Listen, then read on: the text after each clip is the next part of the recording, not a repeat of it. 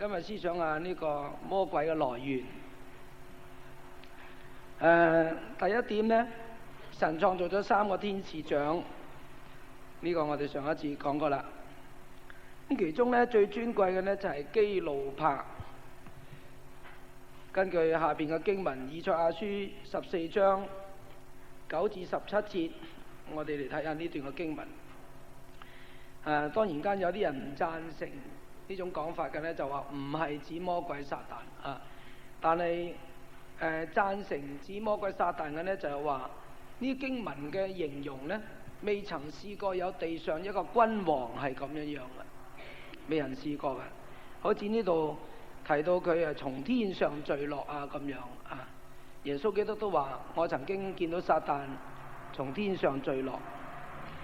又好似呢度話呢，佢要高佢嘅寶座喺神眾星以上，又與神同等等等。呢啲經文呢，係地上嘅君王從來未試過有一個咁嘅，只有呢形容魔鬼先至係咁樣。咁啊，另外一處經文呢，耶利米書第4章23至27節。嗱，呢幾節聖經呢，似乎係形容點解創世記第1章第2節，起初神創造天地，地是空虛混沌，淵面黑暗，係形容嗰個原因嘅。解經家話呢，自從有人類歷史以來呢，都未曾試過應驗耶利米書第4章呢度所講嘅經文。觀看不料乜嘢都冇晒，空虛混沌。而空虛混沌呢幾個字呢，就係形容創世記第1章第2節噶啦。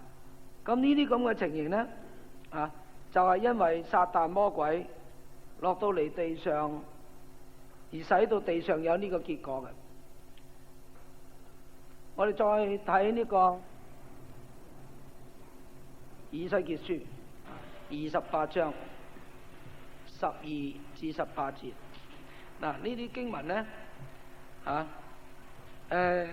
除咗形容魔鬼撒旦之外呢，係冇另外一個地上嘅君王係可以適合呢啲經文嚟形容佢噶。好似呢度話呢，佢係遮掩約櫃嘅基路伯，係嘛？你話地上嘅君王邊有呢？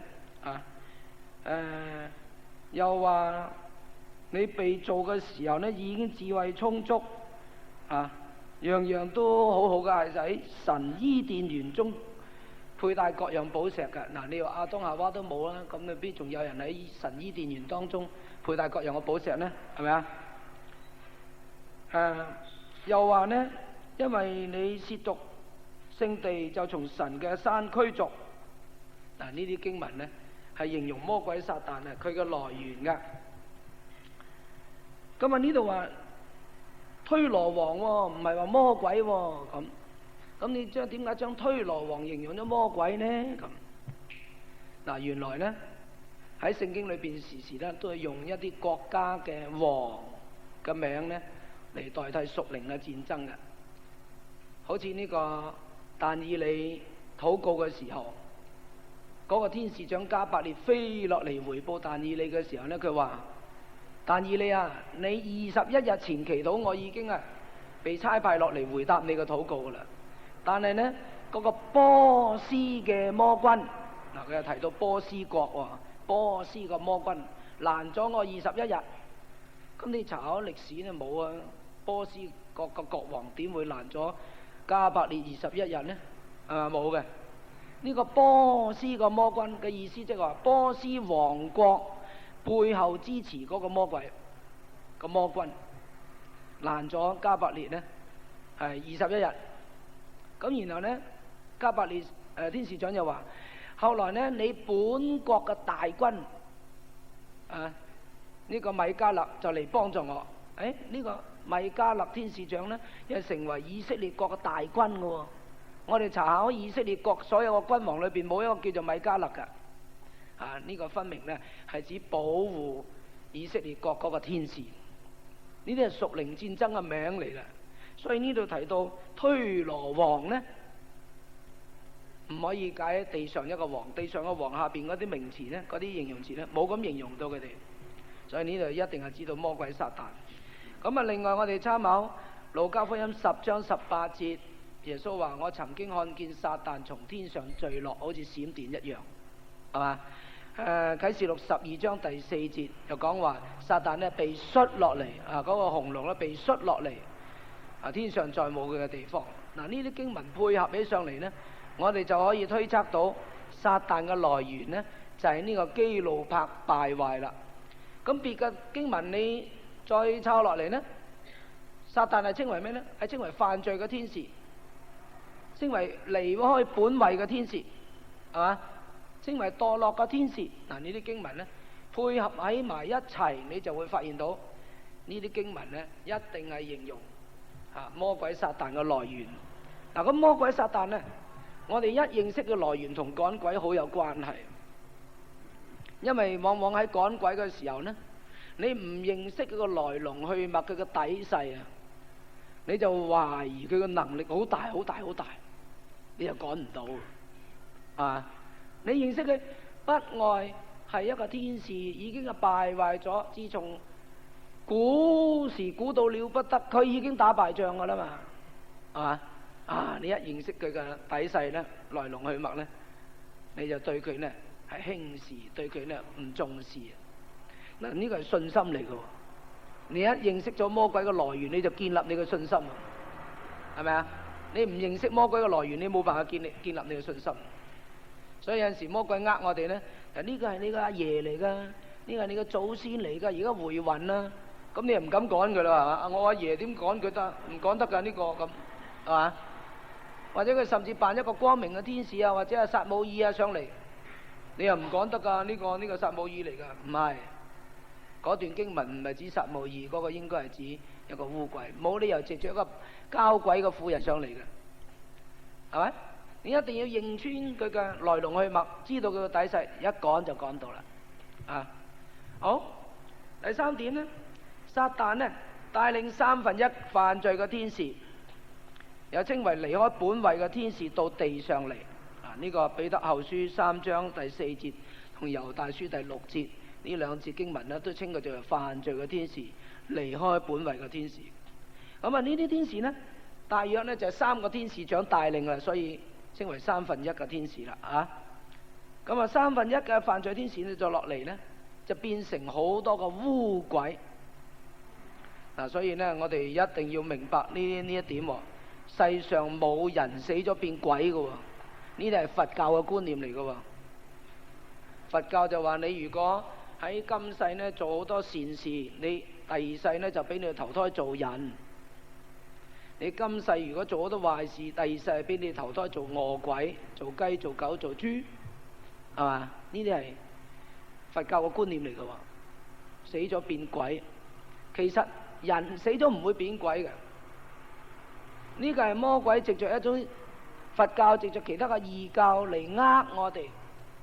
俾我哋覺得我哋死咗跟魔鬼去呢係天公地道，因為我哋本來就係鬼嚟嘅，係嘛？呢個真係好毒嘅一個計啊！你覺得我死咗會變鬼，魔鬼嚟捉你去，咁我又鬼佢又鬼，咪一齊去咯，係嘛？所以嗰啲人啊打齋啊超度啊，見到會有鬼魂回魂啊，佢覺得呢個係我祖宗啊，咁解錯誤啊！我哋嘅親人死咗唔會上嚟噶，唔會變成鬼噶。係污鬼，係嗰啲犯罪嘅天使。無論佢扮乜嘢嚟呃我哋都唔好信啊！第4點，撒旦嚟到呢個地上呢，第一件事嘅要做呢，就係破壞先前嘅天地，使佢變成空虛混沌。先前已經有天地噶啦，有恐龍啊，有好多北京猿人啊，好多動物啊咁。而家考古學家發現出嚟呢，幾多百萬年嘅動物啊、個化石啊等等呢，全部係嗰個時代。後來撒旦嚟到搞到空虛混沌，神用洪水嚟審判，所以嗰個世代嘅動物植物冚唪唥冇晒。然後創世記第1章呢，6日重新創造、重新整理過晒。咁嗰6日嘅創造呢，就係先前魔鬼敗壞咗個天地，空虛混沌呢，整理變成而家呢個天地。所以你發現到創世記第1章1至4日呢，所以用嘅造字呢，唔係 create， 係嚟到第5、第6日做動物到人嘅時候先用 create 呢個字。咁所以呢，我哋明白咗之後呢，咁我哋又對於呢個考古學啊同嘅地球嘅年齡啊等等嘅嗰啲矛盾咧，又冚唪唥全部煙消瓦解咯喎，全部咧係明白晒噶啦喎。咁啊，第二件撒旦要做嘅事呢，就叫人犯罪。你參考創世嘅第2章咧，你又發現到撒旦引誘夏娃犯罪，後來又引誘該隱犯罪。所以呢，嗱，有人問點解基督徒都會俾鬼附嘅？嗱，最好嘅答案呢，就話基督徒都會犯罪。啊，基督徒會犯罪，基督徒自然會俾魔鬼利用，因為呢個身體還未改變啊，要等耶穌基督翻嚟，我哋呢個身體復活先成為榮耀嘅身體。嗰個時候呢，就唔會有鬼附，亦都唔會犯罪添。我哋而家還會犯罪㗎，因為仲住喺呢個未改變嘅肉體裏邊啦，係嘛？咁我哋而家呢個用呢個肉體去犯色情嘅罪，去飲酒，去吸煙，去發脾氣，去打交，都係用呢個肉體，係咪？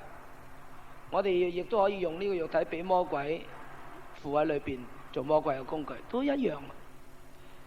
所以我哋見到呢，魔鬼最主要嘅工作唔係附喺我哋嘅身上，係叫你離開神，叫你犯罪，叫你犯罪。不過喺近代呢，佢知道自己嘅時間唔多啦，引誘你犯罪，忍得幾時啊？係咪啊？唔得啦，要直接嚟啦嚇！所以用邪術邪靈嚟迷惑人，急起上嚟啊，咩都要做啊！以前啊慢慢引誘，而家唔夠時間啦，快快脆脆做完佢算數啊！因為知道耶穌就快翻。咁第三件事做咩呢？第三件事係要創立一個假宗教嚟迷惑人。呢個假宗教你參考創世記第10章同11章講嗰個巴別塔，你就會知道啦。巴別塔啊，有人攻擊聖經啊，攻擊我哋本聖經。你哋本聖經啊，真係無稽之談，點會建造一座塔？個塔頂通天㗎？塔點可以通得到個天呢？望下個山，喜馬拉雅山都未高得，未通得個天啊嘛！你點起得到一座塔，好似喜馬拉雅山咁高啊？所以聖經唔啱錯咁。嗱，發呢啲問題嘅人，因為佢哋冇研究，佢哋唔明白。原來所謂塔頂通天呢，而家考古學家發現出嚟啦，揾到個巴別塔嘅遺跡啦，然後發現到佢哋當陣時嘅設計呢，個塔嘅頂啊，係建造一座祭壇，拜天上嘅星辰萬象，所以叫做塔頂通天。用個塔頂嘅祭壇嚟通靈啊，通天上嘅星辰萬象，咁叫做通天，係嘛？咁啊，我哋見到嗰個係咩啊？原來嗰個係假宗教。所以人家問你假宗教幾時開始㗎？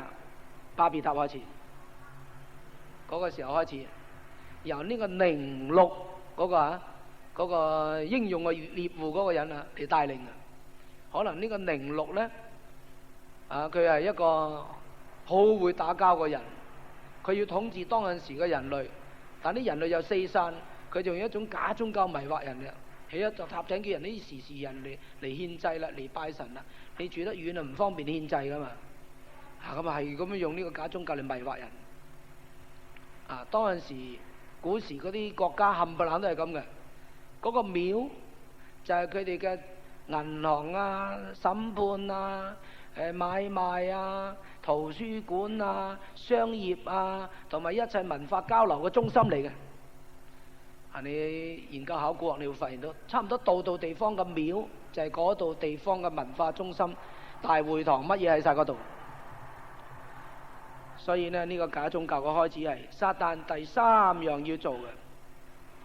咁啊，由於假宗教嘅產生呢，跟住就產生各種嘅邪術啦。呢個撒旦嘅工作，假宗教裏邊帶有邪術。咁啊，呢種邪術係點樣產生嘅呢？咁邪術嘅產生呢，我哋初開始呢個課程嘅時候呢，稍微講過下。邪術嘅產生呢，最先啊，人係敬拜神，人敬拜神，但係人又犯罪。佢知道神又唔喜歡佢犯罪，咁佢又唔想離開神，咁啊呢種矛盾嘅心理嚟喎。譬如我打交咁啊，咁我又唔肯唔打交，我又知道呢個神唔准我打交，咁點呢？咁人嘅墮落嘅敗壞嘅性格呢，就會提醒佢啦。你不如獻多啲祭啦，賄賂下佢，或者佢俾你打交啊。所以人咪獻多啲祭咯。呢個巴蘭先知就係咁啦嘛。神唔准佢咒詛以色列人，但係佢係都要去咒詛咁啊，第一次唔得，第二次唔得，第三次唔得，佢每一次都獻多啲祭，以為神俾佢咒詛，係嘛？本來神話我唔准你咒詛啊，咁啊冇得傾啦。呢個巴勒你唔好嚟揾我啦。神話唔准就唔准噶啦，冇得傾噶啦。神唔會改變嘅，應該咁啊嘛。但佢去再求問神嘅時候，就認為神會改變噶啦喎。去到嗰個山要嚟咒詛以色列人，第一次變成祝福，咁你已經知死啦，以後都唔得，冇得傾噶啦。佢第二次再獻祭，再獻祭就以為神可以俾佢噶咯喎，以為神可以受賄嘅。於是乎，因為以為神可以受賄呢種嘅觀念啊，影響人，慢慢人就構想神呢，可能好貪錢、好貪財，會受賄，構想佢係青面獠牙揸刀揸槍七頭六角或者係幾十隻手幾千個面咁，咁人類咧構想呢啲神一路墮落嘅時候呢，就變成飛禽走獸嘅樣式啦。好似羅馬書第一章，世人既然認識神，卻不將當作神榮耀他，也不感謝他，無知嘅心就昏暗自稱為聰明，反成了愚拙，將不能朽壞之神嘅榮耀變成飛禽走獸嘅樣式咁甚至人類呢，拜嗰啲神，你睇好多地方嘅宗教嘅嗰啲拜嗰啲神係好淫亂嘅喎。有啲拜咩？拜男性嘅生殖器官咁邋遢嘅嘢都拜嘅喎。佢哋拜嗰啲神係成日你打我，我打你嘅佢哋拜嗰啲神係大鬧天宮嘅呢個齊天大聖大鬧天宮，天宮可以話天堂嘅飛仔嚟噶嘛？你都拜佢咩？但係啲人又唔理咁多只要佢靈拜佢噶咯喎拜灶君俾啲麥芽糖佢食交住佢口唔講你唔告得你一狀呢啲係賄賂，係嘛？係因為呢種構想而產生呢假宗教。有咗假宗教，有咗獻祭之後呢，慢慢產生邪術啦。原來獻祭可以控制到呢個神俾我打交，又會俾我打贏嘅。咁呢種獻祭呢，就變成一種邪術啦。祈禱呢？佢又想祈，但係又唔識祈或者唔敢祈，就將一啲說話重複嚟念，就變成念經啦。念經而變成咒語啦。呢啲好容易明白嘅一種嘅演進嘅，係咪啊？咁有陣時呢啲邪術呢，又係出於講大話呃人嘅嗰啲咁嘅騙子，譬如嗰啲江湖術士嘅人呢，就呃你啦你夜晚12點鐘你唔好你對住塊鏡咁批蘋果向牛批咁你就會見到你將來嘅未來嘅配偶噶啦咁。本來係呃人玩嘅啫，咁嗰個人真係信，真係揸住個蘋果，夜晚12點鐘對住塊鏡咁向牛批。撒旦喺旁邊見到呢個人信咗落去，就故意整嗰塊鏡出現一個人形，嚇到佢面都青咁，以後就成為一種邪術啦。邪術係咁，你會發現到邪術有地方性嘅。中國嘅邪術同非洲嘅邪術同美國加拿大或者係呢啲愛斯基摩人或者係其他地方到地方嘅人嘅邪術唔同嘅，有個民族嘅背景色彩嘅，係因為又或者有啲人講大話，撒旦魔鬼喺旁邊見到就加以整個靈驗咁樣。邪術係咁樣產生嘅。好啦，因為邪術喺各地產生之後呢，又因為各地嘅人咁構想神係犯罪嘅，構想神係會俾佢哋做某一樣嘅罪惡嘅事嘅。於是乎嗰啲鬼就有地區性咯。所以我哋講下邊咧污鬼嘅特性啊，污鬼嘅特性咧，第一點咧第二點啊有地區性。我哋先講第一點啊，污鬼嘅能力有大小之分嘅，但係無論大成點都唔大得過神。嗱，呢一點我哋一定要好清楚，相信唔單止相信，就認為咧冇懷疑嘅，咁先得，係嘛？絕對冇得懷疑。魔鬼嘅力量大到點都唔大得過神，但係奇怪，魔鬼嘅力量，嗰啲污鬼嘅力量有大小之分嘅。有啲污鬼嘅能力係大啲，有啲污鬼嘅能力係細啲。好似耶穌基督喺馬太福音17章14至21節，嗰啲門徒趕鬼趕唔到啊！咁嗰啲門徒就問主耶穌：主耶穌，點解呢個鬼我哋趕唔到嘅呢？耶穌話：因為你哋信心少，而且呢這一類嘅鬼啊，非要禁食禱告不能將佢哋趕出嚟。耶穌話：這一類嘅鬼，可見鬼係分類嘅喎。呢啲鬼係特別咧難搞啲喎，要禁食禱告先對付得到佢㗎，係嘛？所以鬼係分能力大小嘅。最能力大嘅就係嗰個撒旦魔鬼本身啦，但係耶穌基督已經敗壞咗佢，已經勝咗佢。所以有陣時我哋趕鬼呢，要宣佈佢，你已經敗壞咗噶啦，你已經係失敗咗啦，你仲嚟呃我咁，係要咁樣嘅喎，宣佈佢嘅失敗。所以有陣時我哋發現到趕鬼有啲好易，有啲真係唔使半個鐘頭趕晒噶啦。哇！有啲真係辛苦啊，趕成10幾20個鐘頭都未趕晒啊！因為啲污鬼係有能力大小嘅分別，所以譬如有人請你去趕鬼咁，你係真係要預好多時間免得你去趕到一半未掂嘅時候，又要趕住去第二度做嘢啦，要翻工，要做呢樣嗰樣啦。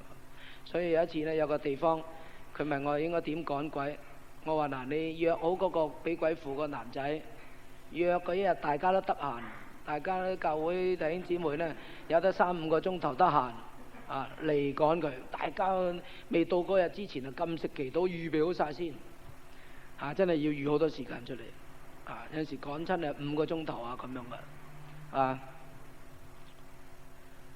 咁魔鬼呢就有能力大小之分。第二點呢，魔鬼又有名稱嘅喎。馬可福音5章9節講個格拉森被鬼附着嘅人耶穌問佢：你叫咩名啊？佢話：我叫個群，即係眾好多嘅意思好多嘅。所以有啲人趕鬼嘅經驗呢就咁，逐隻鬼問佢：你叫咩名？可以嘅喎，你問佢：你叫咩名？咁有陣時佢講佢個名出嚟嘅或者有陣時佢話我叫個群，有陣時話我叫觀世音，或者我叫關公，我叫呂洞賓，我叫乜嘢咁樣嘅佢有名嘅咁呢啲名呢係咩意思呢？呢啲名呢，其實呢個鬼有晒嗰個名稱裏邊嘅特性咁解。譬如佢話我係呂洞賓咁，其實佢已經利用呂洞賓呢個名去呃人呃得好耐。佢有晒呂洞賓嘅資料於是乎呢，因為佢講話行動所識嘅嘢學晒呂洞賓咁先呃到人所以佢有個名叫呂洞賓所以我哋唔好俾佢個名呃到我哋，其實佢個真正嘅名就係污鬼墮落嘅天使。咁鬼有名稱嘅，又有地區性嘅喎。有地區性嘅喎，點知有地區性呢？咁，你從聖經度睇到啦。耶穌話：你離開呢個人嘅身體，嗰啲鬼就求耶穌俾佢哋入嗰啲豬嗰度啦。耶穌話：你入嗰啲豬嗰度啦，嗰啲鬼就入晒嗰啲豬嗰度，就跌晒落海，淹死咗啦。咁，嗱，佢可以由一個人嘅身體，又去到另外一個豬嗰度咁有空間可以隔開㗎，係嘛？唔同耶穌，耶穌可以喺我嘅心，又可以喺你嘅心，係嘛？同時嘅，佢冇話離開我度去你嗰度，咁啊你要求佢去你嗰度，佢騰嚟騰去都唔知去邊個度咁。美國啲人祈禱啊，即刻去美國又趕翻嚟中國咁，唔係咁嘅。咁啊耶穌咧又唔係無所不在噶啦，啊！魔鬼係有地區性分別㗎，神先係無所不在㗎。啊，咁當你認識到魔鬼有地區性分別咧，你更加唔使怕佢。啊，佢唔可以近前嚟你個旁邊咁容易，除非你邀請佢入嚟。啊，咁啊同時魔鬼嘅數目唔係話即係多得咁交關，周圍都係鬼喎，唔係喎。你唔好以為即係周圍都係鬼，唔係嘅。佢嘅數目係有限嘅，佢數目有限。如果唔係嘅話咧，咁啊全世界個個都係鬼啦。啊，犯親罪嘅人有鬼附啦。格拉森嗰個2000隻，其實應該200萬隻先啱係嘛？唔係，佢有數目，即係有限度，有限嘅。啊，咁啊有地區性嘅。佢地區性嘅原因係因為喺嗰個地區做得耐，迷惑人得耐，所以佢有晒嗰個地區嘅資料。無論言語啊、風俗啊、習慣啊，佢都認識晒，所以變成鬼啊有地區性。啊，咁啊第三呢，我哋要明白鬼唔係無所不知嘅，最低限度佢哋唔知道神嘅計劃，唔知道害死基督，基督竟然間會復活，唔知道。如果知道佢就唔會害死基督啦，係咪啊？佢唔知嘅。啊！佢哋唔知道害人反嚟鍛鍊人，好似害約伯咁。佢點知害完約伯寫出約伯記得㗎？啊！如果係知道啊，唉唔好啊，多一本聖經害死我自己啊咁啊！佢唔知㗎，好多嘢唔知㗎。啊！佢又唔知道屬主嘅人嘅前途嘅。啊！記得我年輕嘅時候，我媽媽同我去求籤。我個仔考唔考到會考啊？解籤嘅人話：你個仔入咗教，我哋冇資料㗎啦，個檔案架空晒啦，冇晒資料，啊，係咁奇怪㗎喎，佢唔知道屬主嘅人嘅前途，所以佢唔，除非你唔係屬主㗎啦，你屬主啊，佢冇辦法知道你嗰啲嘢㗎，啊，所以你放心，啊，佢知道嘅嘢好有限，佢又唔知道。到啟示錄嘅時候，神會全面得勝。雖然間啟示錄已經寫明㗎啦嚇，可能魔鬼揸喺啟示錄嚟睇嘅時候，冚唪唥空白嘅，睇唔懂嘅都未定。啊！啟示錄寫明魔鬼你將來要落硫磺火湖㗎啦嘛，係咪啊？但係佢唔知嘅，啊！佢就算知道，佢都唔信嘅，佢唔信，或者會贏嘅，啊！但係佢注定係失敗，因為佢唔係無所不知嘅。所以你會有陣時發現到嗰啲求籤問卦嗰啲呢，唔係個個都咁靈，又唔係次次咁靈㗎，係咪啊？佢有資料嗰次咪俾你靈咯，冇資料嗰次是但講啲嘢你聽咯，又呃你咯。啊！你可以問你一個人啊，你求籤啊，你要黃大仙求籤啊，你我跌咗19號籤出嚟。你再熬100次都係跌19號籤出嚟啦，就即係證明有個靈喺度整個靈業啦，係嘛？你熬一次跌一支咁，次次都會跌噶啦，啱唔啱？你熬極都係嗰支跌出嚟，咁就唔同啦。咦，真係有嘢整個靈喎，咁係嘛？然後咧，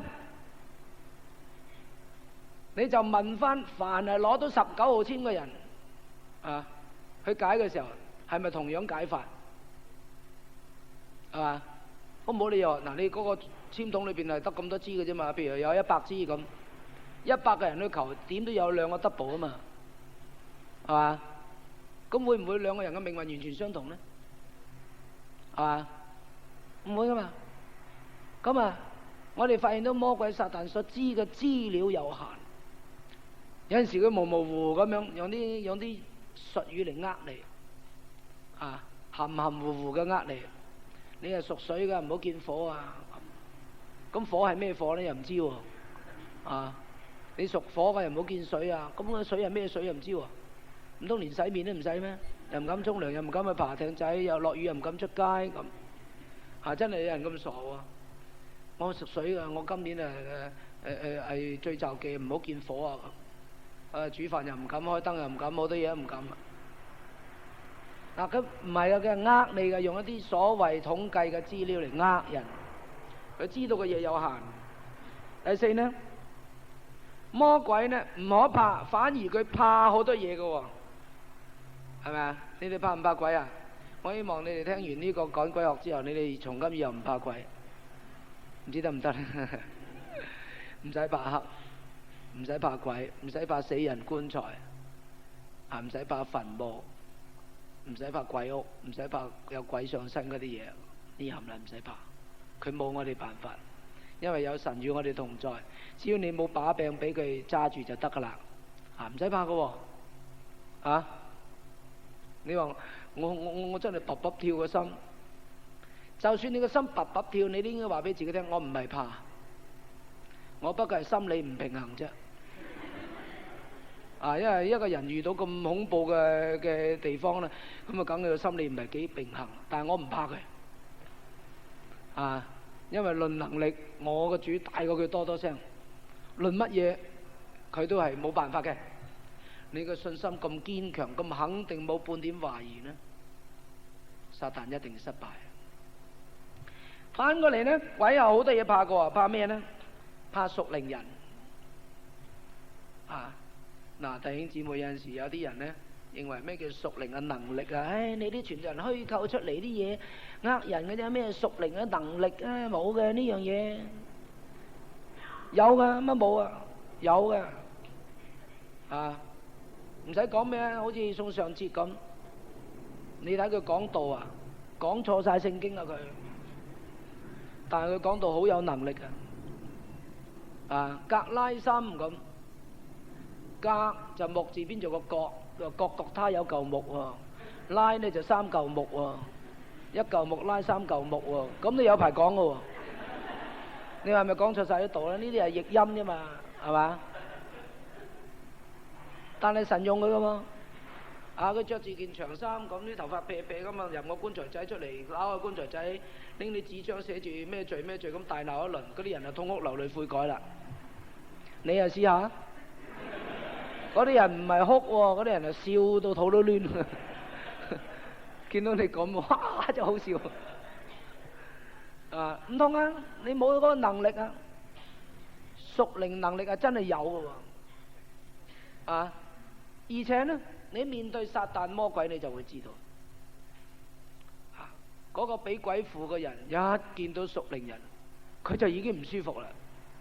咁奇怪嘅喎，佢會肚痛、會頭暈、會想嘔嘅。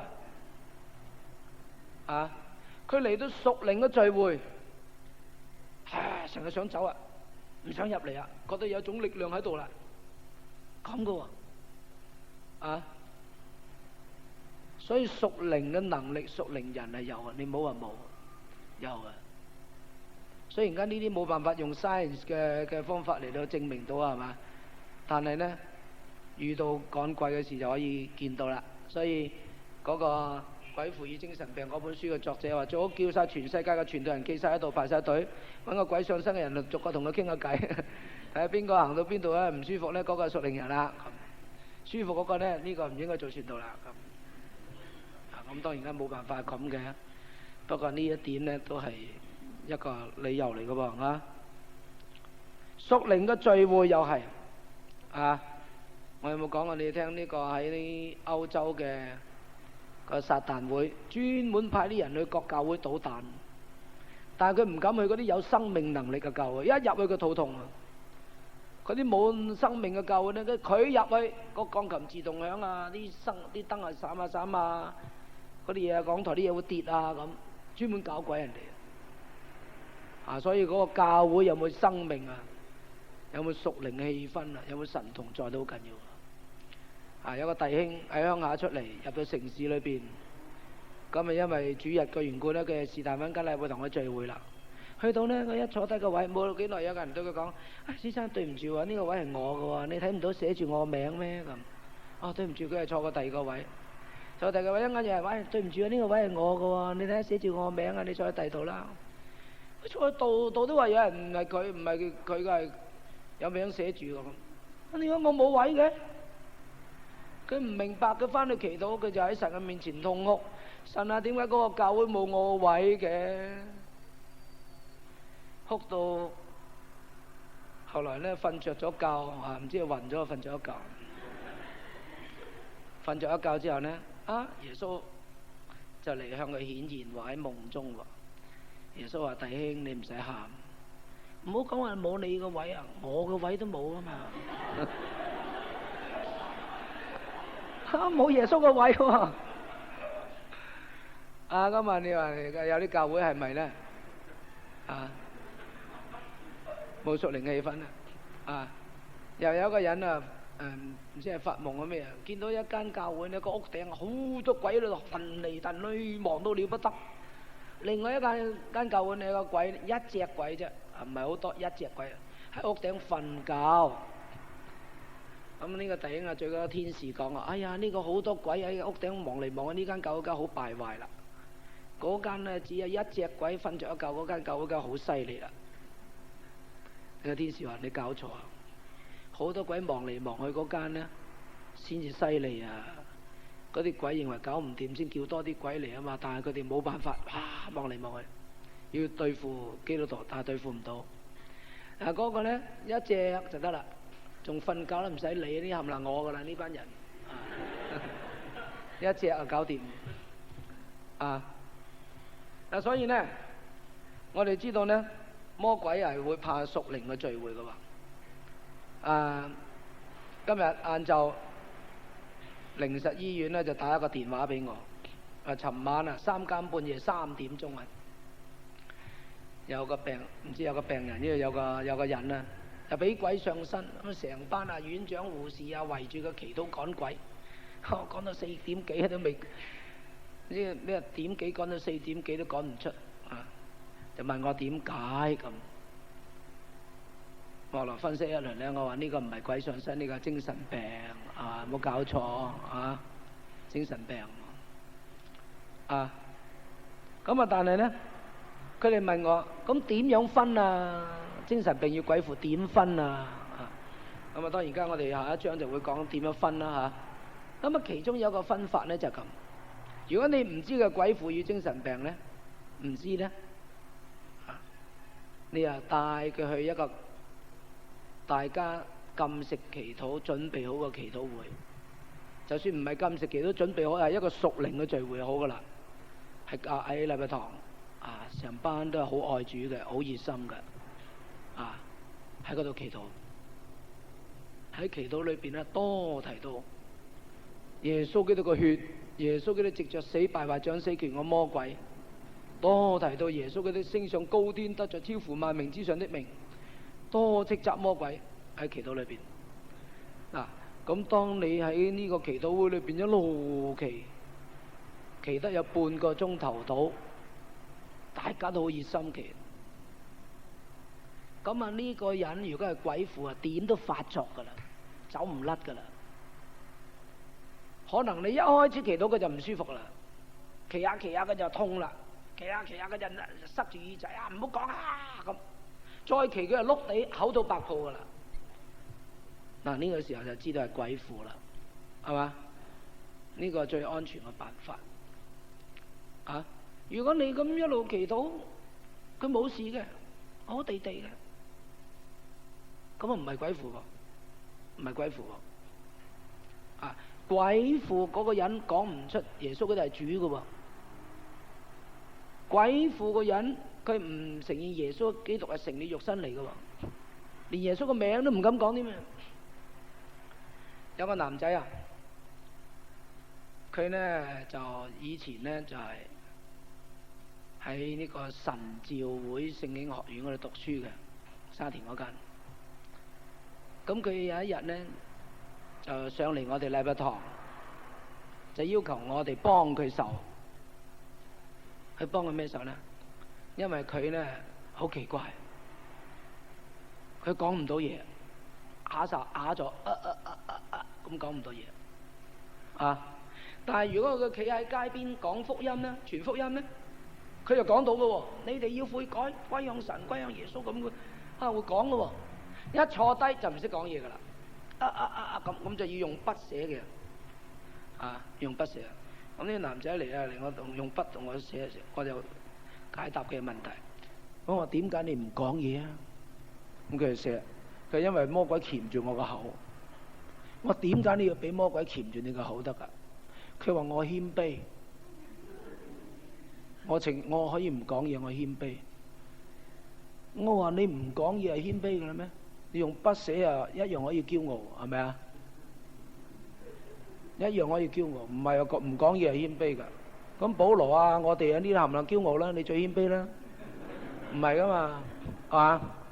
我話你明知係魔鬼鉗住你個口，你就要對抗魔鬼先啱啦嘛。咁佢話我哋神學院老師啊、院長啊，個個贊成我咁。我話唔啱喎，呢樣唔啱喎，點可以贊成你咁㗎？咁佢話冇人幫我，你幫下我啦。我話得，我幫你啊。咁我幫佢咯，我同佢祈禱。我祈一句，你祈一句啊。咁我就祈禱啦。我要用信心抵擋魔鬼。跟住我講啦。咁佢就講喎，真係講出嚟喎。我要用信心抵擋，講唔出魔鬼兩個字。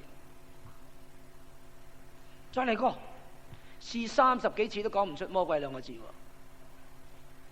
，30幾次都講唔出喎。咁後來我話咁搞唔掂喎，我哋要揾個時間禁食祈禱嚟趕咯。佢話對唔住啊，我要趕翻神學院啊。咁咪離開我哋禮拜堂，翻去神學院。我話臨走嘅時候，我話你翻去神學院，叫你老師同學啊圍住你，趕鬼趕晒佢出嚟，唔好俾佢鉗住你個口。咁佢臨埋嘅時候話唔係啊，我哋師長贊成我咁噶。好啦，佢後來翻咗去神學院之後呢，冇幾耐呢，佢又離開神學院啦。佢一樣係啞咗，唔講得嘢，離開神學院。咁佢就着喺和尚袍上嚟喎。唔知你有冇見過佢呢？我諗佢好多教會都去過噶啦。着喺和尚袍上嚟喎，咁做咩要着和尚袍呢？佢話專門反對救世軍，救世軍好敗壞，專門周圍去反對救世軍。咁樣喎。咁啊有一次呢，我喺呢個土瓜灣嗰個靈光堂講完道出嚟啊，有一出門口。我同阿翁敬華牧師企喺門口，佢又經過啦，經過着喺和尚袍上嚟啦。咁我話你去邊度啊？佢話去唔知邊個教會，周圍話俾人聽救世軍唔好。咁我話你要睇先，係啦唔係未至，仲試之前仲有一次嘅，之前有一次喺街見到佢。我話你唔應該唔講嘢，應該要講嘢，抵擋魔鬼。無論你要講咁後來佢又真係講翻嘢喎，講翻嘢喎，但係着喺和尚袍。不過講嘢咁樣講，唔係幾清楚。咁後來有個喺個靈光堂門口見到佢嗰次呢，佢話要對付救世軍咧。咁我哋話你咁樣對付救世軍，你都唔能夠榮耀神嘅名啊！你要趕你裏邊嘅鬼，你要趕出嚟啊！咁佢就喺翁敬華牧師嘅面前，佢話：我同你介紹呢個吳主光好犀利㗎，係佢叫我講嘢㗎。我話我叫你講嘢，我冇叫你俾嗰個鬼附喺你嘅身上。你應該要對付嗰個鬼。咁後來呢個人咧又唔着和尚袍咯喎，係着翻普通嘅衫咯。我又唔知佢而家又唔見到佢，唔知佢喺邊，好凄涼。仲有啲人愛佢嘅，佢又願意嘅。真係將佢裏邊嘅邪靈趕出嚟先得。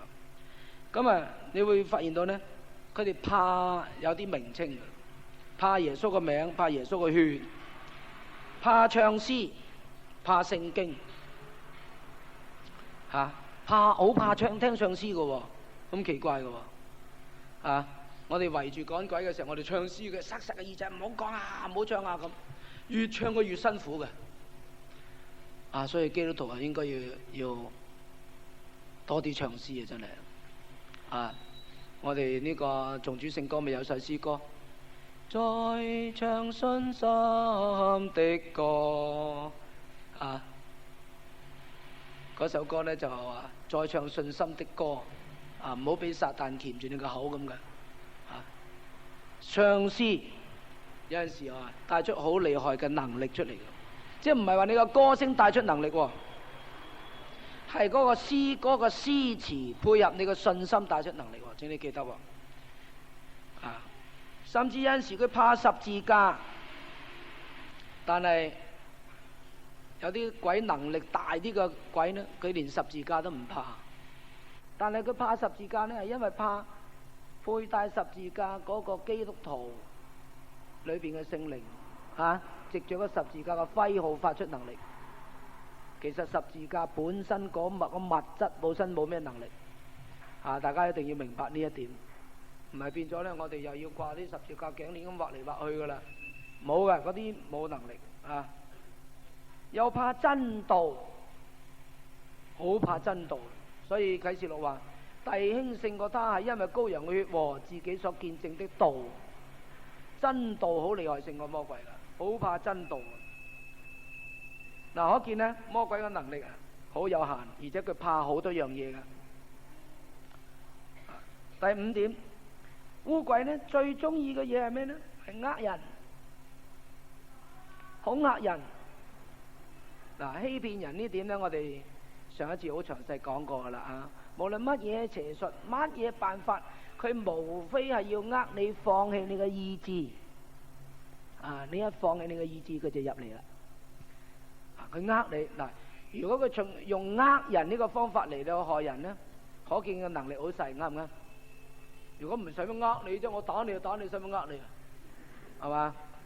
就係佢有啲嘢佢怕，佢先至要呃到你嗰樣嘢，佢先有力有辦法；呃唔到你嗰樣嘢，佢冇辦法，係咪啊？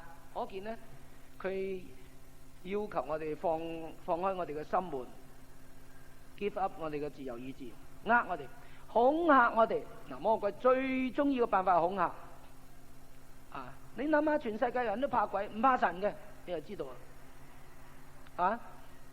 個個都聽見鬼係毛骨悚然，所以有啲甚至呢，聽趕鬼嘅見證都咁打一下冷震嘅喎啊！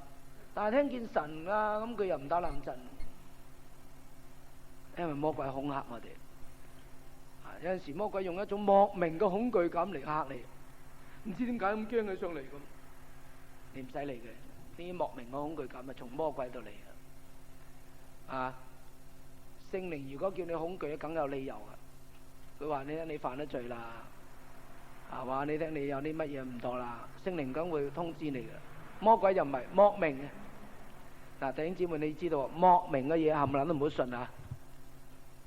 凡係莫名嘅嘢，全部唔好信。譬如莫名嘅感覺，唔好信。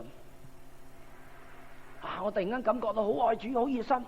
但唔知點解，嗱，呢啲唔好要，聖經冇講呢啲咁嘅嘢噶，嚇。譬如莫名啊，突然間莫名一種嘅覺得靈性低沉啊，覺得神愛我咁，莫名即係冇理由而嚟嘅，突然間唔知點解產生一種嘅感情，呢啲唔好要，呢係魔鬼嗰度嚟嘅，啊，凡係莫名嘅嘢都唔好要，呢啲係魔鬼嘅欺騙恐嚇。魔鬼最中意就控告人，所以佢稱為控告弟兄的，係嘛？控告弟兄的，佢甚至讀到呢用律法嚟控告我哋，佢引誘你犯律法，然後佢就用律法控告翻你，你話真唔真？嚇！佢甚至控告你，你抵死啦！你呢個人冇用噶啦咁。嗱，弟兄姊妹，你知道人係有軟弱㗎，係嘛？自從你信咗耶穌以來啊，至到而家，你犯過幾多次罪啊？我諗你數下手指1000幾百次啊，係咪啊？你認罪都認到你唔好意思啊，主啊赦免啊，真係唔好意思講嘅啫，係嘛？咁啊魔鬼喺呢度控告你啦，係啦，你仲求神，你仲好意思嚟？你第幾多百次你知唔知啊？你記唔記得啊？你仲好意思求神？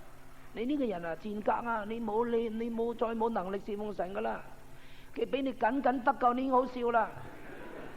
啊！佢話咁恐嚇你，控告你，你唔好信佢。你話撒旦退去，耶穌嘅血洗乾淨，我已經白如雪，我就算係1000萬次，主耶穌都赦免。所以咁講話1000萬兩都赦免啊嘛，係嘛？1000萬次耶穌都一樣赦免。聖經冇話計次數嘅，係咪啊？找緊神嘅恩典，神愛我，你唔好呃我。佢要控告弟兄嘅。魔鬼又最中意引人去隨從世俗啦，世俗厲害啊！真係魔鬼好厲害嘅工具嚟迷惑人。世俗包括有服裝啦，嗰啲新潮服裝啦，有啲玩意啦，嗰啲麻雀啊，嗰啲咁嘅嗰啲跳舞啊、吸煙啊、賭博啊嗰啲啊。世俗包括啲物質享受啊、錢財啊嗰啲嘢啦、名譽啊嗰啲啦，係咪啊？嗰啲係魔鬼撒旦歷來從古至今好厲害迷惑人嘅工具。魔鬼好中意用呢啲方法。咁啊，呢啲方法都唔得呢，最嬲尾呢就係最厲害嘅方法呢，就係附上人嘅身體啦。但係呢個附上人嘅身體呢一點呢，佢唔可以立亂嚟啦。現今有一個攔咗佢嘅，呢個攔咗個被除去先得，未被除去之一日呢，佢都唔能夠亂咁嚟嘅。所以喺呢個現今時代呢，佢進行大迷惑，為咗要附喺更多人嘅身體嚟，利用呢啲人嘅身體進行呢個末世裏邊嘅大迷惑嘅工作。咁啊，魔鬼唔能夠而家進行全面性嘅大迷惑呢，越嚟越多噶啦喎，其實係嘛，越嚟越多噶啦喎，但係仲唔能夠全面。我哋而家好容易就趕鬼，你知道嘛？譬如嗰個人患精神病，哎呀，我仲擔心精神病真係好長手尾。係個係鬼附咁啊，簡單咯。為個祈禱真係好快就好翻噶啦，好簡單噶就，係咪啊？所以我哋而家趕鬼好易，趕鬼係好簡單嘅問題。點解呢？因為鬼佢個工作有攔咗佢嘅，神俾佢立亂嚟嘅。咁啊，所以帖撒羅尼迦後書2章7節呢就話，只是現在有一個攔咗嘅，等呢個攔咗被除去，呢個不法嘅人呢就可以點啊？可以呢任意而行啦，3年零6個月噶啦。呢個不法嘅人呢就可以照撒旦嘅運動行各樣嘅大神蹟大奇事啊，嚟迷惑人噶啦，甚至叫火從天上降落嚟噶啦，叫死人復活等等噶啦。咁你話呢個攔咗嘅係乜嘢嚟呢？咁解經家好多意見唔同喎，因為聖經冇明顯講攔咗呢個撒旦嘅工作，攔咗呢個不法嘅人係呢個攔咗係咩喎？咁第一個意見呢，有啲人呢就話呢個係律法，因為不法的人攔咗嘅就係律法，lawless 攔咗嘅就係 law，咁就幾合理由嘅喎。所以而家嘅法律呢，仲係可以攔咗嗰啲呢啲魔鬼嘅工作嘅。而家嘅法律，而家仲未人到一個瘋狂嘅地步。仲未可，你睇同性戀咁，仲好多人反對，係嘛？妓女娼妓合法咁，仲未得，係嘛？好多嘢都仲未曾到瘋狂嘅地步。咁有啲人話唔係法律，地上嘅法律係人嘅為嘅法律，點可以攔咗一電呢？係咩呢？係聖靈。聖靈喺呢個地上住喺人嘅心裏邊引導人去行真理咁可以攔咗呢個撒旦。咁呢個又啱嘅喎，係嘛？咁有啲話係教會，因為教會呢奉耶穌嘅名趕鬼，教會傳福音，教會喺地上為主作見證，教會就係攔咗佢嘅，因為耶穌基督將權柄可以捆綁撒旦嘅權柄交過俾教會，可以踐踏蛇和蠍子嘅權柄交俾教會，所以呢個應該係教會。咁無論係聖靈又好，有教會又好，呢兩個意見都一樣啊。因為教會一被提，聖靈呢就可能回復翻舊約嗰個狀態，唔係普遍喺地上啦，就會咁樣。咁仲有一個意見話攔咗嘅係咩呢？係言語統一。點解言語統一呢？因為巴別塔神攔咗嗰啲人建造成功，叫佢哋嘅語言呢係係唔得通，係嘛？所以佢哋建唔成啦。咁因為唔能夠互相通咧，撒旦嘅工作被攔咗。到咗將來言語統一啊，或者互相通嘅時候咧，哇！呢個撒旦就厲害迷惑呢個天下啦。咁啊，言語統一係唔係啫難咗咧？到到幾時先言語統一咧？呢個似乎咧有好似渺茫啲喎，係咪啊？幾時先世界嘅語言統一啊？係比較難啲嘅喎，係咪？不過你話某一樣嘢相通，咁你又有可能嘅。譬如呢個唔係一定係講嘅言語㗎，可能整下講方言嘅人多咧，係嘛？咁又可以嘅喎。呢個世界上面越嚟越多人講方言，咁啊我啲人翻方言啊，咁咁樣統一有可能嘅喎，係嘛？或者藉著某一種電腦啊嘅控制啊，電腦嘅資料嘅翻譯啊等等而統一，又有可能。但係呢方面咧，目前嚟睇咧就比較可能性低啲啦。有啲話真道難咗佢，真道到呢個真道一冇人信嘅時候啊，呢個末世嘅時代嗰啲人討厭真道嘅時候。哇！撒旦就嚟啦咁，乜真道就算冇人信啊，都係要等教會被提咗之後噶啦，係咪啊？咁無論如何呢，係有一個攔阻撒旦，呢個攔阻被除去呢，撒旦就會全面嚟迷惑人。嗱，第5章，我哋呢章呢係講鬼附嘅特徵嘅。喺呢個趕鬼之前呢，我哋一定要搞清楚。係唔係精神病先？如果你當精神病，你當個鬼附咁講呢，嚇都嚇到佢精神病加重。所以千萬唔好制。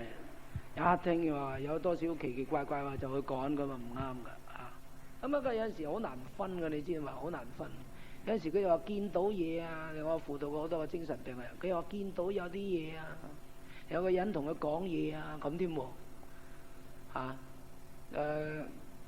舊年呢，我哋對付一個先至真係俾佢呃得透啊！嗰個男仔，咁佢呢就喺度吟吟沉沉，自己都講嘢。咁佢媽媽當佢係鬼上身，佢媽媽用個手指咪實佢個中指，咁因為嗰啲拜菩薩嘅人係咁信噶嘛，用個手指甲咪實個中指咧，佢就講噶啦咁，咪實個中指，就問佢：你叫咩名？我唔知叫阿梅啊，因為咩一個女仔名啊？佢係男仔嚟啊，點解有個女仔名嘅咧？咁你做咩嚟我個仔嗰度？我中意咗你個仔啊！我要嫁俾佢啊！咁喎，哇！咁真係好似嘅喎，係咪？咁啊問好多嘢都好似咁樣嘅。哇！咁呢個阿媽啊緊張咗上嚟就話俾我哋聽啦。咁我哋咧初時我都覺得會唔會係精神病㗎咁，但係弊就係幾個傳道人唔係啊，唔係精神病，鬼附啊，好清楚㗎啦咁。咁幾個傳道人都咁講啊，咁我又唔為意啊。咁佢講啦，奇極土都唔見到佢有反應啊！奉耶穌名趕極嗰度坐喺度唔喐啊！咁後來先知道嘅精神病去睇醫生。一食藥嘅好啲嘅，所以弟兄姊妹唔好搞錯啊！精神病你搞錯嘅鬼附就好弊㗎啦所以呢，我哋一定要搞清楚。咁精神病有好多種㗎喎，好多種㗎喎。呢個青山醫院黃松嗰個醫生黃松光醫生就寫咗有2本書，一本英文，一本中文嘅。你可以買嚟睇下都係天道出版社出版。個書名我唔記得咗啦。中文嗰本呢就叫做唔知咩死亡使命啊咩咁嘅。英文嗰本係咩我唔記得咗。咁你睇咗呢，你就會即係對於精神病就會有個概略嘅認識。你如果唔識分辨，最好叫佢睇精神病醫生啦。睇精神病醫生唔好嘅，食極藥都唔好嘅。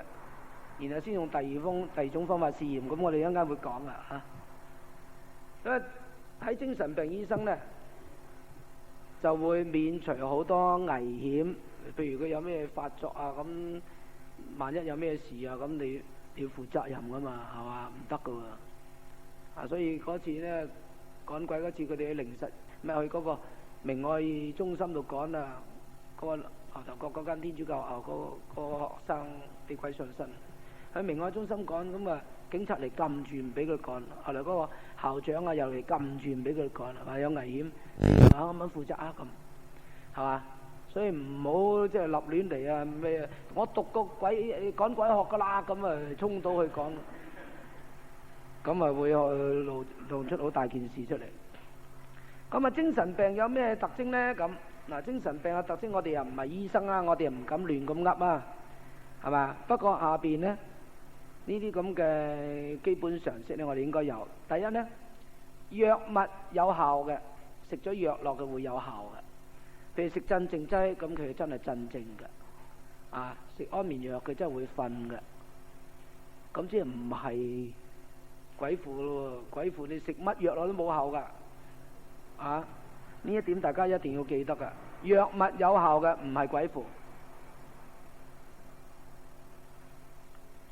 第二呢，睡眠同心理輔導有效嘅，又唔係鬼附。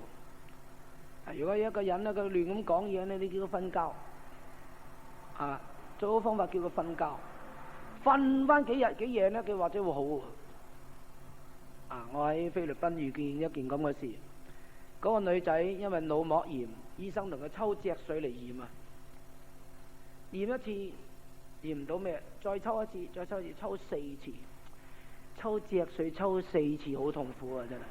啊，嗰個女仔呢即刻失常，係咁講嘢講啊，講唔停，一講3日3夜唔停喎，硬係把嘴唔停，係咁講嘢，講3日3夜唔停。你話佢屋企人受唔受咧？喺醫院對住佢，你唔好講啊，瞓覺，係咁講3日3夜。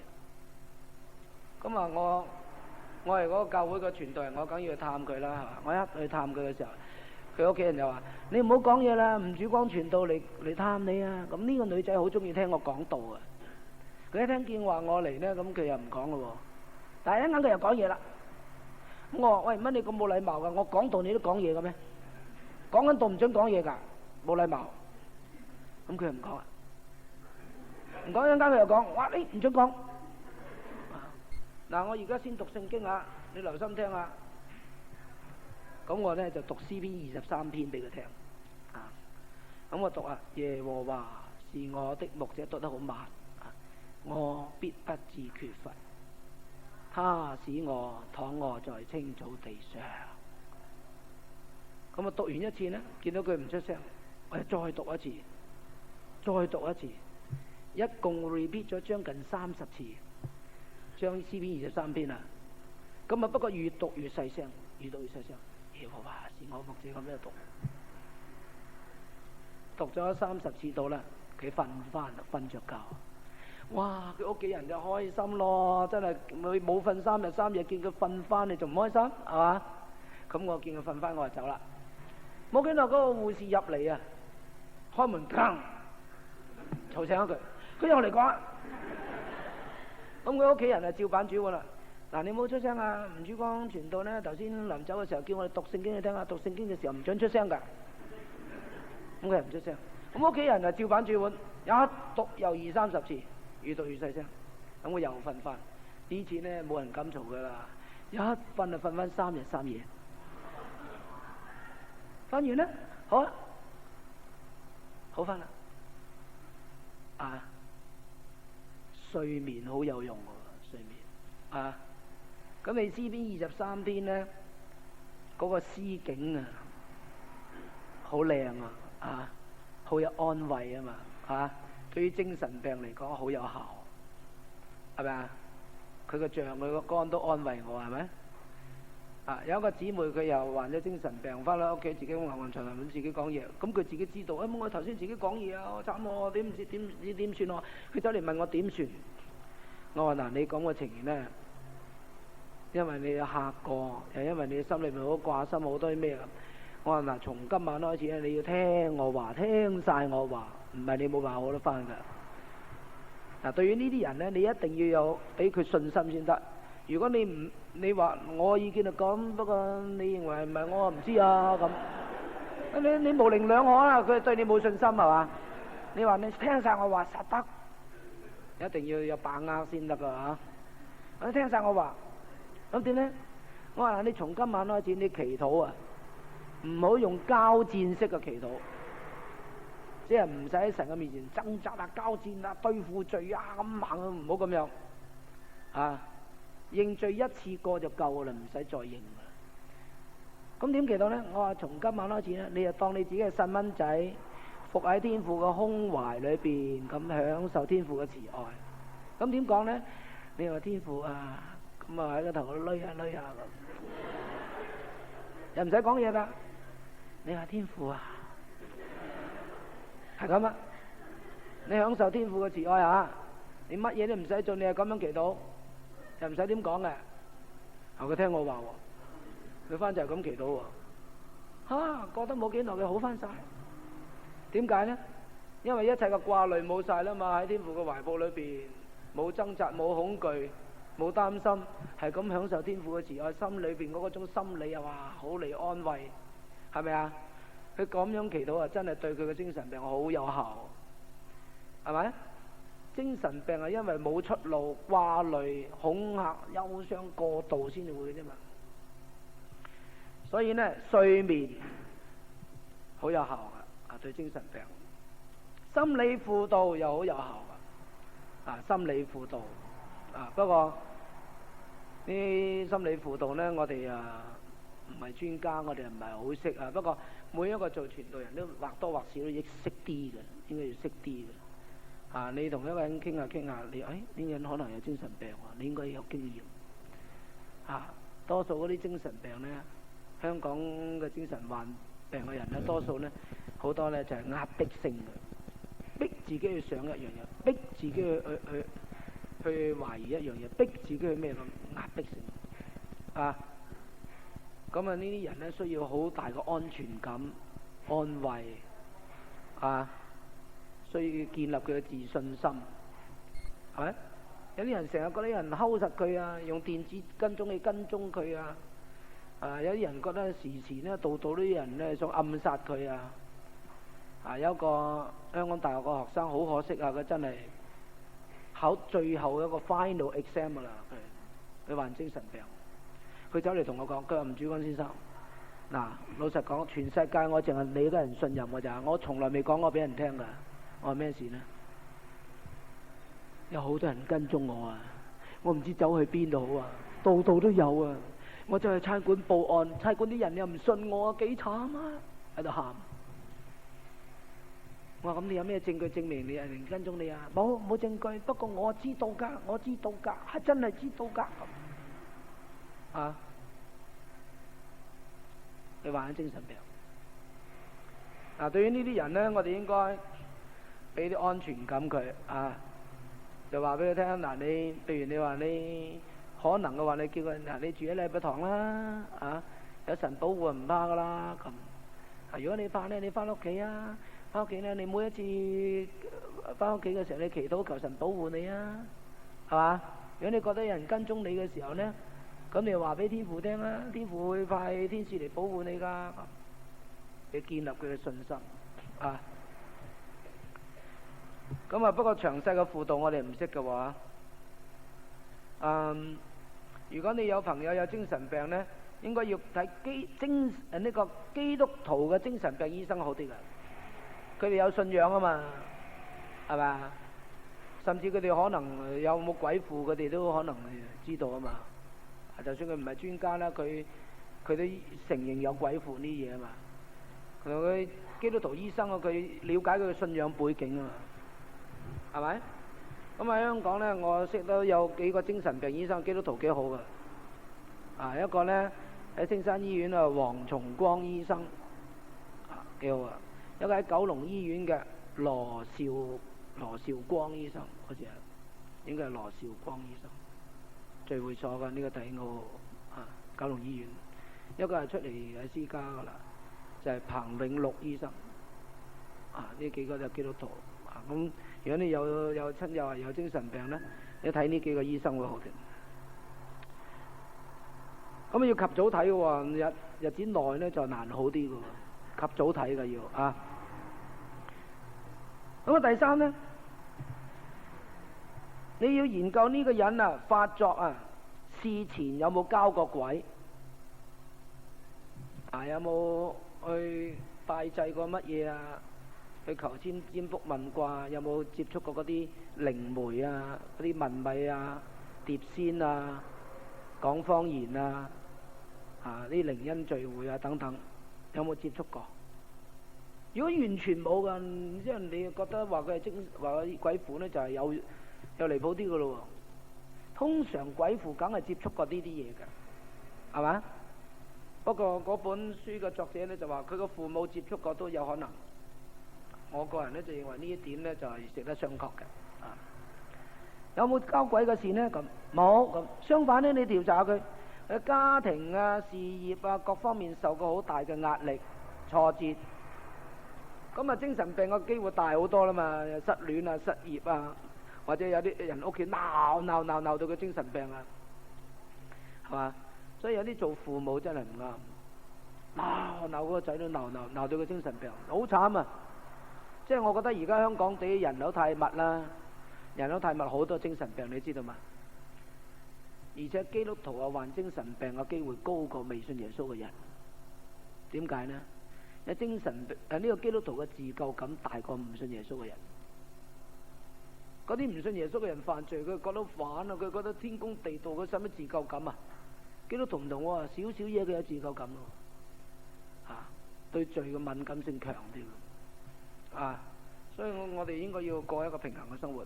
咁有啲家庭好慘啊，嗰啲做父母猛鬧逼個仔，有啲逼佢嫁，有啲逼佢娶，有啲逼佢考會考，有啲逼佢呢鬧呢樣嗰樣，鬧到佢精神病。我輔導一個男仔呢，佢話屋企人鬧我就忍到最嬲尾佢想殺佢哋。佢問我點算？我話你呢啲唔係忍啊，你呢啲叫谷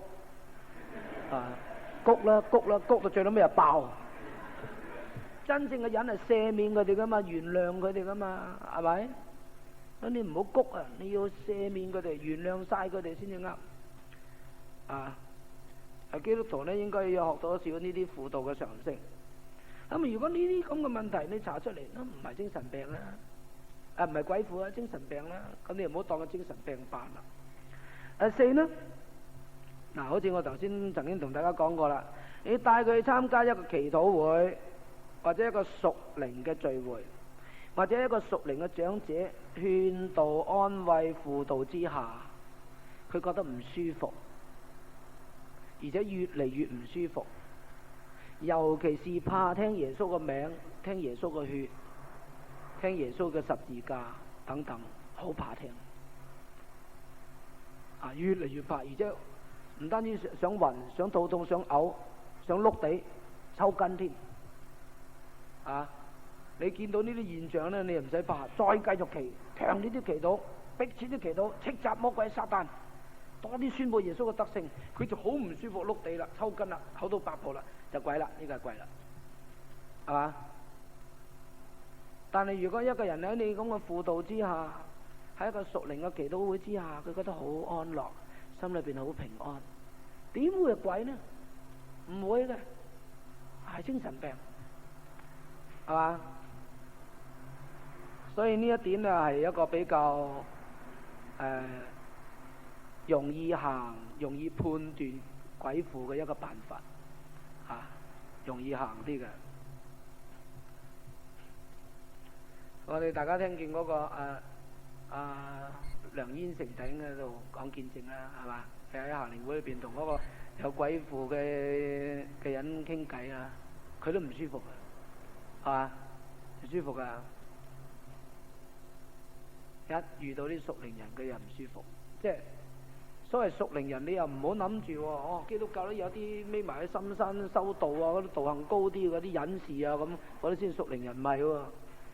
個個都做得屬靈人嘅喎，你話我初信一都做得屬靈人嘅喎，只要你敢過聖潔嘅生活，委身俾神愛主，完全俾神管理你嘅生活，有相當嘅屬靈嘅真理知識，咁你就係屬靈人。所謂屬靈人呢，就係屬乎靈，順從聖靈，完全順從聖靈，就叫屬靈人啊嘛。屬肉體，即係呢個人咧咩都遷就肉體，犯罪發脾氣，呢個叫屬肉體啊嘛。唔係話修練修得耐啊，道行高啲啊，唔係嗰啲啊。咁啊，最準確嘅判斷咧就第五點啦，冇任何超自然嘅事情發生。呢個好緊要嘅，最準確嘅判斷係呢個。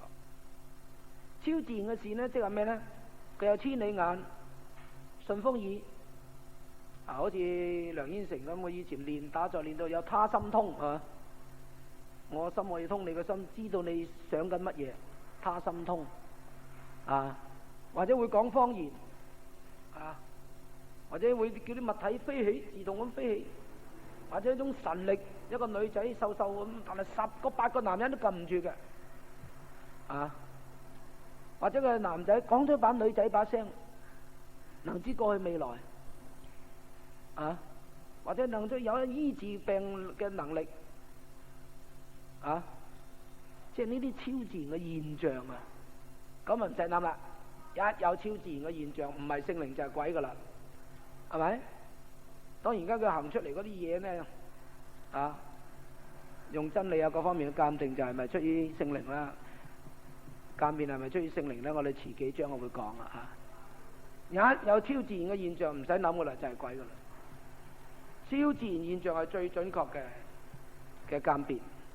嗱，呢個係精神病嘅一啲我哋知道嘅常識。咁鬼附呢？咁嗱，鬼附呢詳細啲下邊呢，我哋列咗11點啊。第一點，如果你懷疑佢上邊，譬如上邊精神病嗰啲嘅常識，我哋都鑑別過啦，似乎真係鬼附喎咁你呢就第一樣呢，就必須嗰個靈在呢個人嘅身體嘅時候，就奉耶穌基督嘅名問佢。嗱，呢點啊，我又要希望大家明白喎嚇。譬如你懷疑嗰個人係俾鬼附咁，普通嘅情形呢趕唔到嘅喎，或者問唔到嘅話，一定要等個鬼發作嘅時候。譬如嗰個人你懷疑個鬼附咁，好啦，為咗祈禱啊，為咗輔導佢啦，點解佢發作咯？口吐白泡或者就標痛啊，或者上身啊，哇！我有現象嚟咯，即係個鬼喺度啦，咁可以講啦。咁而家呢個時間呢，你嚟講，你要問佢嘅時候呢，你一定要咁講嘅喎，或者事先通知呢個人喎。嗱，我問你咩，你唔好答啊，記得你唔好出聲啊。我唔係問你，我係問你裏邊嘅靈啊！叫呢個人唔好答，唔好出聲啊！我係問你裏邊嘅靈，唔係問你，所以我一陣問你嘅時候，你唔好出聲啊！咁如果真係嗰個鬼嘅時候咧，佢唔出聲唔得嘅喎，佢就會講啦：我叫阿群點啊咁。其實唔係呢個男仔講，或者唔係呢個人講，係個鬼講，藉著佢把口講出嚟，係咁嘅喎。所以你一話我奉耶穌基督嘅名問你，你叫咩名？或者你點解附喺身上？一問，佢就會講出嚟。當佢回答你，自稱係鬼，或者表現出係鬼，咁就清楚啦，啱唔啱啊？冇得走雞啦。第二呢，喺屬靈嘅輔導之下，或者參加屬靈嘅聚會，會感到唔舒服或者反抗。呢點我哋頭先講過啦。第三點呢，發作嘅時候有不尋常嘅力量。你睇個格拉森俾鬼附嘅人，連腳鐐、鐵鏈都冚唪唥整碎晒。不尋常嘅力量，好犀利嘅。有陣時幾個人攬住佢攬唔掂，有陣時嗰個鬼附嗰個人啊，嗰個鬼會講出嚟。你趕我碾死佢，咁啊自己揸住隻手碾死佢，咁要成6、7個男人掹個手先掹得開，佢真係好似自己碾死自己咁啊，咁樣啊，好多人爆啊！你睇呢本書呢就有呢個例子啦，呢本書。咁第四呢，鬼附嘅人呢會感到裏邊有爭戰嘅現象，一定有嘅。佢好唔想講嘢。但係另外聲音又想講嘢，兩個聲音一齊衝出嚟，想唔講，想講，好厲害嘅爭戰，或者佢裏邊咧一種嘅掙扎，想脫離個鬼，個鬼又唔俾佢脫離咁。不過如果呢個鬼附嘅人咧未曾知道呢個係鬼，當佢係好嘅咁啊冇爭戰啦，順攤咁啊俾佢附喺身上啦，係嘛？發現個鬼自己想脫離嘅時候咧，就有爭戰啦。呢個爭戰不由自主啊，因為呢個鬼已經剝奪咗佢嘅自由意志啦。佢冇辦法自制啦。呢個時候邪靈係叫人不能自制嘅，請你記得。所以聖經話先知的靈原是順服先知的，邪靈呢？邪靈唔係，邪靈就控制你，叫你冇自由。邪靈嘅工作就係咁樣。第五呢，有超自然嘅能力，好似講方言、千里眼、順風耳啊，叫物體移動啊、他心通啊等等。呢啲頭先講過啦。所以凡係靈驗嘅嘢、超自然嘅現象嘅嘢，你都唔好信啊！有啲人尋求一個真嘅宗教，就用呢個做原則去尋求，你就中晒計啊！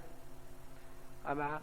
係靈啊！你都未搞清楚鬼整你個靈，呢個神整你個靈，你就信落去咯，係嘛？所以呢啲人被迷惑就係咁解，好多人被迷惑就係咁解。靈啊，咁就信落去啦。你搞清楚鬼整你個靈，呢個神整你個靈得嘛？第六呢，佢講話嘅聲音唔係自己嘅聲音，係別人嘅聲音，而且呢個聲音係有位格嘅。所謂有位格呢，即係唔係佢自己嗰個位格啦，唔係佢嘅脾氣，唔係佢嘅性格，唔係佢嗰種嘅思想，唔係佢嗰種嘅語氣，另外零零舍舍另外一個人嘅神態語氣啊，冚唪唥喺世界身上流露出嚟咁。俾嗰啲打神打嗰啲齊天大聖上身咁啊，佢就咁馬騮精嘅位格啦，關公一上身咁佢就捏把鬚咁樣啦，好得意嘅喎，嗰啲鬼會整到佢咁，有嗰個鬼嘅位格嘅，憑聲音，憑佢嘅神態，憑佢所知道嘅嘢嘅資料，就判斷出呢個人係另外一個鬼魂附喺身上，另外一個位格。第七呢，奉主嘅名趕咗出嚟之後呢，呢個人會立刻完全好翻嘅。咁奇嘅喎，嗱，你話呢個點可能係精神病呢？有啲人唔信有鬼附係嘛？點到你唔信㗎？趕得出嚟佢好翻噶嘛，完全好翻噶嘛，係嘛？不過你要記得喎，首先呢個人啊，尤其是呢個人俾鬼附得耐啊，或者多啲鬼附喺佢身上啊，趕出嚟嘅時候，嗰個鬼會整到佢呢，有陣時啊疲倦啊，到好似死咗咁嘅喎。耶穌基督咪遇過咁嘅例子咯，嗰個小孩子自細就俾鬼附喺佢身上啦，呢啲鬼有陣時摔喺火裏邊，摔喺水裏邊要毀滅佢，係咪？嗰個父親啊對呢個耶穌話：主啊，你如果能行嘅話咧，求你救下佢啦。咁耶穌話：如果你能夠信，在信嘅人凡事都能。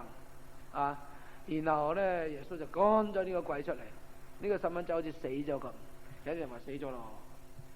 耶穌拉佢起身，俾嘢佢食翻，佢有翻氣力。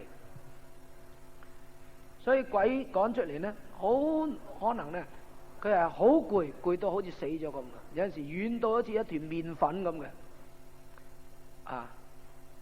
咁不過呢，趕咗出嚟之後呢，我哋仲要小心呢個人，可能佢嘅信心有軟弱嘅時間，可能佢嘅靈性會有軟弱嘅時間，鬼會再翻嚟3、幾次嘅。所以一個俾鬼附過嘅人呢，要繼續要好小心嚟輔導佢嘅靈性，建立佢堅強嘅信心。呢個真係㗎喎，個鬼會翻嚟幾次㗎，所以趕個鬼之後呢，嗰個人要小心。第8呢，有時會有轉附嘅現象，個鬼趕得出嚟，佢附喺另外一個人嘅身上。或者附喺嗰啲貓啊、雞啊、狗啊、豬啊嗰度附喺佢身上，咁耶穌基督咪准咗嗰啲鬼入嗰啲豬群嗰度咯，係嘛？咁你話點解耶穌會準啲鬼入豬嗰度咧？唔好準佢啊嘛咁。你有所不知啊，因為耶穌嘅時代，猶太人唔食豬肉噶，嗰啲人要食豬肉都係偷偷地養噶，好似而家唔準吸毒，偷偷地運毒一樣。所以耶穌毀滅晒啲豬啊，好似燒晒啲毒品一樣。你話哎呀好可惜啊，嗰啲鴉片咁樣燒晒佢，唔可惜噶，大家唔覺得可惜噶，係嘛？嗰啲人喺嗰啲咁僻靜嗰啲墳場嗰啲咁恐怖嘅地方養2000隻豬，你諗嘛？呢個暗中養，因為猶太人唔食豬肉嘅，嗰啲不潔嘅動物。咁轉乎我哋，所以有陣時呢，唔歡迎嗰啲細蚊仔喺度，唔歡迎啲初信嘅人喺度，唔歡迎嗰啲未曾清楚得救嘅人喺度，唔歡迎嗰啲天主教徒或者其他異教徒喺度。一定係要有嗰啲有信心、唔怕魔鬼、過聖潔生活、有好好心理準備嘅人先可以參加呢個趕鬼。所以呢，我哋要留心，唔好俾佢轉付喺另外一個身上就麻煩啦，係咪？第9呢，呢個眼神啊，有陣時會有呢一種嘅好兇啊，或者係一種青光嘅現象啊。不過呢個好難睇嘅，有陣時精神病都差唔多嘅。你精神病嗰啲人咪眼定定咁，有陣時會咁嘅，咁好難分啊！我有從眼神比較難分啲。不過我個人就認為咧，眼神應該唔係一個現象，因為呢個人俾鬼附啊。可能佢俾鬼附嘅緣故呢，佢好多時冇瞓覺，所以隻眼啊太疲倦啦。但係個鬼啊整到佢呢精神啊咁樣嗰種疲倦又要整咗個精神嘅狀態呢時啊，我眼呢就有一種奇異嘅現象，我估係咁樣。因為聖經冇俾資料我哋話我哋聽鬼附隻眼就有一個特徵冇嘅，係咪啊？咁精神病嘅人又好耐冇瞓啊，或者係特登去上一樣嘅注一樣嘢，個眼係會變到咁空咁啦，係嘛？咁第11呢，鬼附嘅人呢，事前有個交鬼。呢個所謂交鬼呢，好廣泛噶啦，拜祭啊、求籤啊、問卦啊、參加嗰啲通靈嘅聚會啊。甚至呢，你打太極打到一個地步嚟到運道丹田，叫自己嘅思想空白，集中思想喺個鼻尖啊，或者集中思想喺乜嘢啊？呢個現象就係鬼附瑜伽太極啊，呢啲都係接近嗰啲咁嗰啲瑜伽呢，有陣時有啲招式呢，會幫助你身體健康嘅。但係有啲招式呢，佢係一種拜祭嘅動作嚟嘅喎。佢係拜日啊，呢個叫做拜日式啊，呢個咩式啊咁樣嘅，嗰啲係拜祭嘅動作嚟嘅。千萬唔好學呢咁嘅嘢，係嘛？你知道打國術都有嘅，你蔡李法咁，佢嘅招式有陣時又咁啊，又拜祭啊咁嘅，都係用掌啊咁嘅。你嗰啲咁嘅太極咪又係好多人掌啊，嗰啲咁嘅八卦嗰啲咁嘅招式都係同嗰啲邪教有關係嘅。但係你純粹當係一種嘅運動呢，還好冇問題。當你一進到嗰個思想空白啊，而追求內心一種咩感受啊，嗰陣時你就會好就忌噶啦。所以呢種交鬼嘅行徑呢，千萬唔可以有。最後尾呢，局部鬼附嘅就會覺得身體部分失去控制力。呢一點真係大家留意喎。不過呢一點就算有呢個現象呢，都未曾最後判定係鬼附，可能睇錯嘅我哋唔係有陣時唔係叫做鬼附，叫做受魔鬼壓制啊。聖經俾個名字叫做受魔鬼壓制就唔係鬼上身，即係其實叫做局部上身。局部上身咁受魔鬼壓制嘅人呢，譬如佢嘅手念道咒語咁，集中注意力嗰啲血咧一路行到個手板嗰度停喺度，一攤血咁啊！我念道咒語嘅時候咧，個身體啊出現一條蛇咁嘅喺個肌肉入邊咧，一條蛇咁一路行，環繞個身體度行啊！呢啲都係超自然現象啦，係嘛？咁啊呢啲咁嘅情形咧出現咧，往往咧就係跟住就佢失去咗身體部分嘅自由噶啦，啊！咁呢種自由遞奪深啲咧，潛意識遞奪埋啊，再深啲咧，嗰人就癲噶啦，啊！最嬲尾係死啊！嗰人卒之係成個人死，不能自制啊！思想脾氣啊，其他一部分呢，部分不能自制，呢個鬼附嘅特徵。咁我哋講咗呢11個鬼附嘅特徵啊。咁啊趕鬼之前嘅準備呢，就要留翻下一次講啦啊。咁下一次呢，我哋希望講呢個趕鬼前嘅生活嘅準備，同埋趕鬼嘅過程啊。即係第6章係趕鬼嘅過程啊，點樣趕法啦啊。好，我哋可以上去。